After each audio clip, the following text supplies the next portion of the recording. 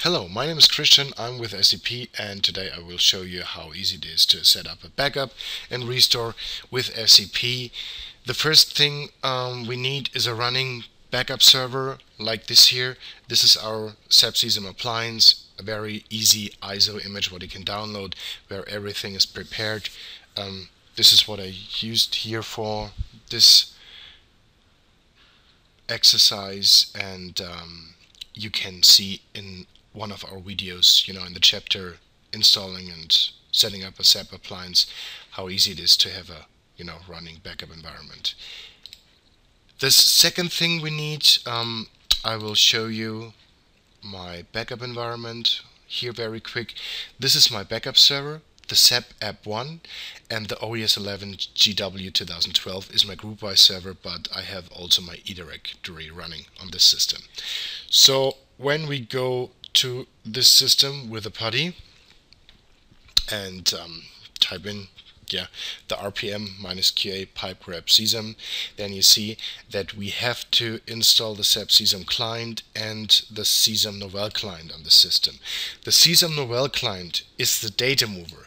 You need this data mover in every environment just once. So in reality it would make sense to install this data mover on your backup server.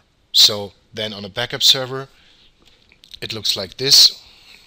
I did it twice so that you can see which option is the better working for you.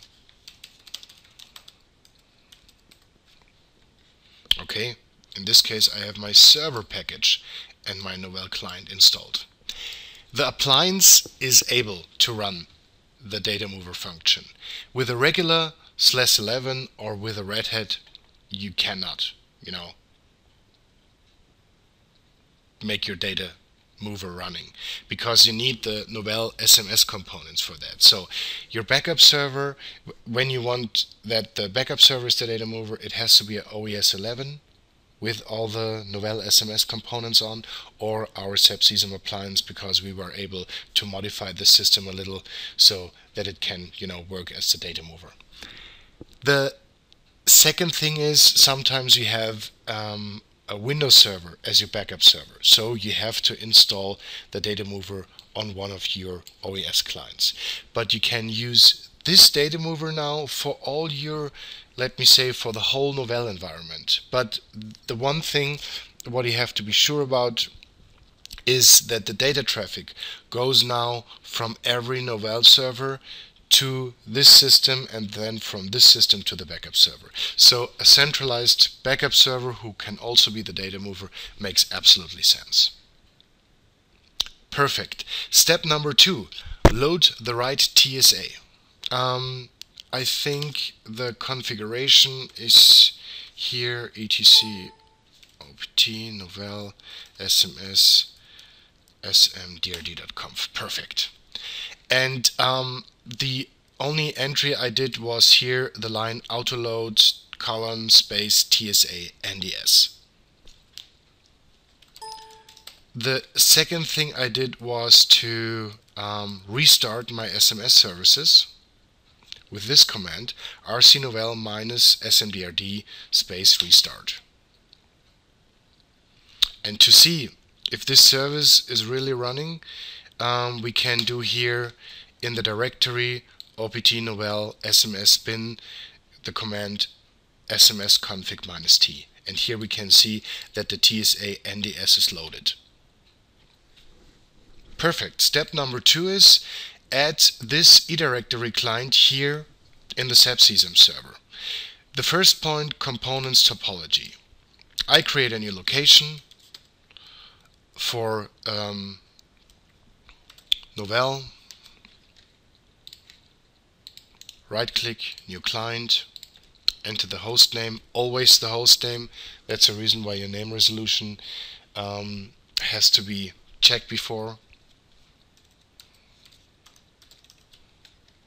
Operating system OS Linux, type in the right credentials, .admin.scp.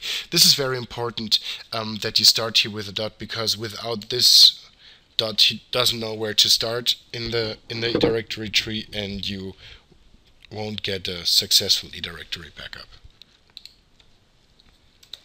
Then here, my super secret password. Data mover, remember, in this case I can use both of them, because you remember I installed the Novell client on both of the systems, the backup server and the group by server. But I will select the group by server now, that you can see it maybe better how it works. This system message is very important to us. CSAM client is already installed, access is valid, perfect. Do you like to create a new backup job? No, because I will show you where to do that. We jump now to tasks by clients, open our new Novell location, and we can see our newly added client OES 11 GW 2012. With a right click we can say new backup task, browse here by clicking this arrow directly into the system, opening the Novell services. Oh, this is the group by, sorry. Open the eDirectory. Yes, and when you get here an error message, then please check the name resolution between the eDirectory server and the CSAM server. Second, the credential, what you typed in the properties of the client.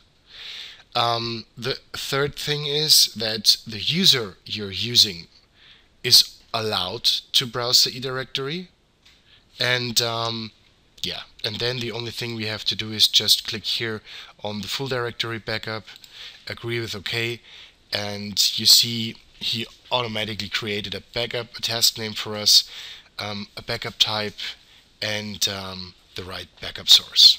Agree with OK. With a right click we can do an immediate start, backup type full, media pool, doesn't matter, any pool, agree with OK. Job state backups,